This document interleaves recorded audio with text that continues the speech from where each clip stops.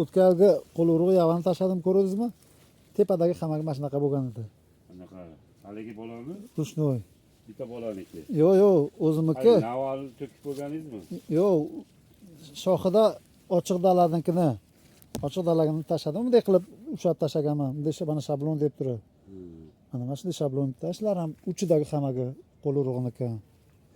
Yo'q, ashi bil ustuni qilib berasiz. Qo'lni qo'laman men. Bir 3 mingni. Bo'yda ochiq yerim bor. Karkas qilaman.